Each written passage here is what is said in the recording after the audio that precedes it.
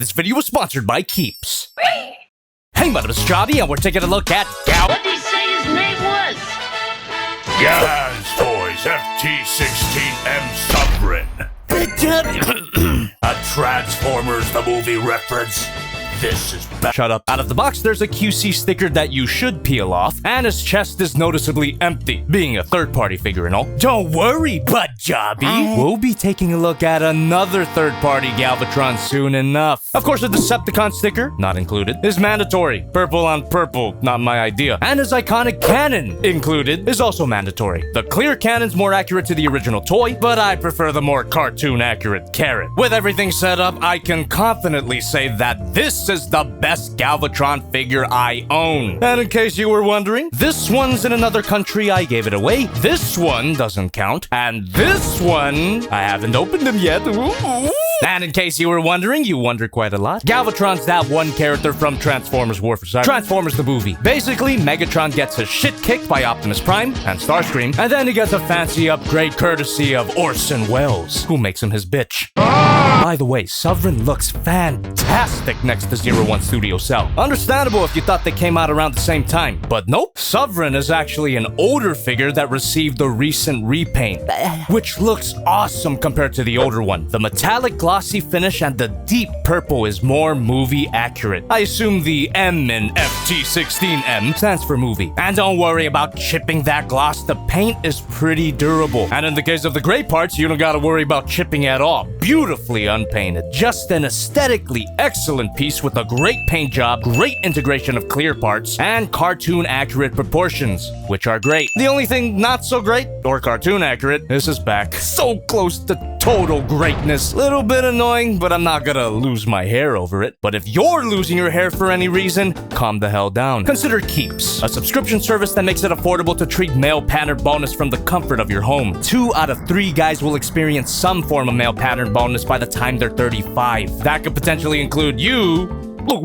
or me. And if we wait for too long, it'll be harder to get our hair back if we're completely bald. But keep in mind, this stuff might take about 4 to 12 months until you start seeing results, so might as well start now. Head on over to keeps.com/JobbytheHong to get 50% off your first order. And thanks to Keep sponsoring this video, I won't be having hair for dinner. This has gotta be one of the best looking third-party robot modes I've seen. But you know what he's missing? An O-face. Never letting that one go, FansToys. What he's not missing is a slightly boring face sculpt. The head sculpt itself is fantastic. I always preferred the crown design over the old bucket head. Ooh, heresy. But his expression, or lack thereof, leaves a lot to be desired. I can't imagine Leonard Nimoy saying my favorite line. This is... No, Optimus!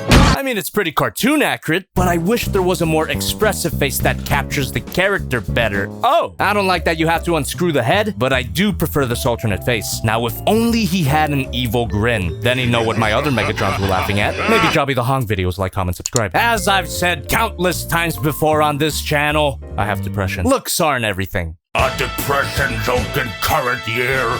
This is... Shit! No. Looks aren't everything, so how does this guy feel? Great! Very weighty. No doubt thanks to some die-cast metal parts that you could totally feel with my cold touch technique. And there's bound to be way more parts that I can't quite pinpoint. Turns out feeling for cold parts isn't as effective in the middle of LA summer. You win this time, Shart. And the posability here is fairly standard for a Masterpiece-style Transformer. The joints are tight enough to hold several different poses, but loose enough so you don't have to force anything into position. So don't worry about breaking anything. This guy feels like he was designed to be ham-handled. But even so, it's your wallet. Sheesh. And I'm loving all that ratchety goodness. No ab crunch though, which I don't mind. But if you really wanted to, you can fake an ab crunch by spoiling the transformation a little bit. It isn't worth it. Really solid joints so far, but the beautiful spread ain't ratcheted. And the thigh swivels are too loose. Maybe some of that joint cum is in order. Probably not gonna stream that process like I did with my previous review, the Revoltech All Might. Something tells me that coming on his thighs would be too graphic for YouTube. Never mind. On the plus side, though, swivel here. A swivel here, joking current year. This is bad. Yeah, it was pretty bad. Continue. Bad coming. There's a decent amount of accessories to go along with his decent amount of articulation. Now, the only ones we've talked about so far are his cannons, which he can dual wield, epic. But I can't help feeling that FansToys missed an opportunity for a light-up feature. False advertising much? Electronics aren't necessary to make a figure good, but at this price, I would want something extra. No, not that. Also, the cannon isn't as stable as I would like. Easily detachable, which is good for the transformation, but if you wanted to attach this blast effect, not gonna happen. Thankfully, the blast effect pulls apart pretty easily. Feels like I'm peeling an artichoke. I don't know, I don't eat my veggies. If you balance them out, it looks good. But it can look even better on this included stand. Simply plug them in and pray to primacy doesn't topple over. The connection isn't the best. This hinge joint is all you get for adjustability, and yeah, the stand isn't the best. At least we got the option of the drip. This matrix of leadership is also die-cast metal. Damn, my is iced out. And you get a card, stats on the back. Size comparison time, he fits right into any G1 masterpiece display. This guy's staying on my shelf for sure. Also, Godzilla Prime, and a healthy dose of Masterpiece Starscream. The older one, not Howling Meteor, or this new one. Excellent robot mode. Now let's get ready for his transformation. Bring out these instructions, which are very clear. Dick not stuck in ceiling fan. It has its confusing parts, but it was clear enough to get me through a pretty smooth filming stream, which I did on Jobby 2. Thank you for subscribing to Jobby 2, and thank you to all my patrons who make this channel possible. Your money plus sponsor money equals a very happy Jobby.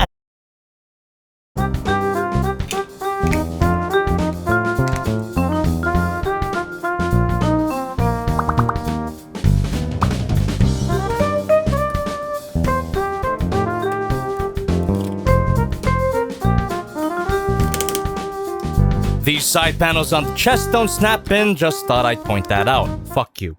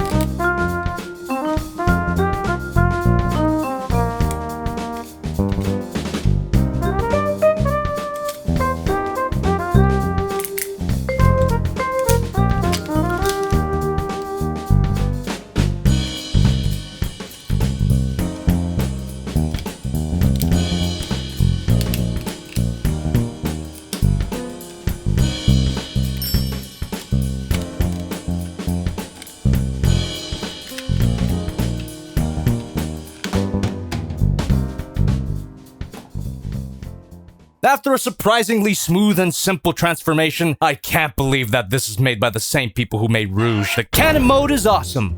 Mostly. I guess your opinion's gonna depend on whether or not you like this goofy-ass design in the first place. It was never my favorite, but I can't deny that this figure does an excellent job at capturing its likeness. I mean, there's no getting around it. This mode was gonna be silly no matter what you do. But the stupid slagging arms make him look even sillier. Compared to the other third-party Galvatrons I've seen, this cannon mode is the weakest. It's a shame. The arms are literally the only bad part here. Everything else is spot on. You gotta love that third-party engineering, turning these curvy robot mode legs into a satisfyingly solid, blocky brick. Oh, ironic that everything on the cannon mode holds together, except for the cannon. The cannon is quite loose. Chotto mate. Did FansToys intentionally engineer a lame pun? Now this is bad.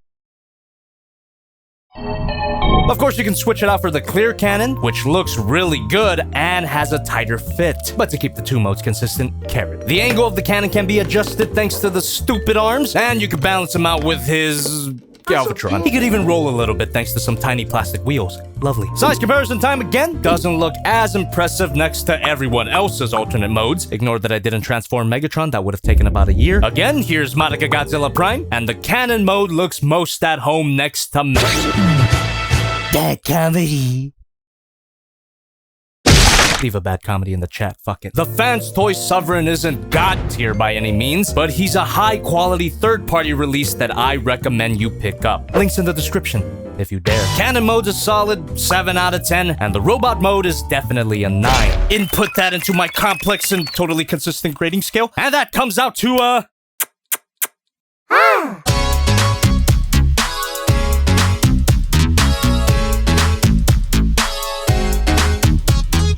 So what's next? Unique Toys Nero? Kingdom Galvatron? Masterpiece Start?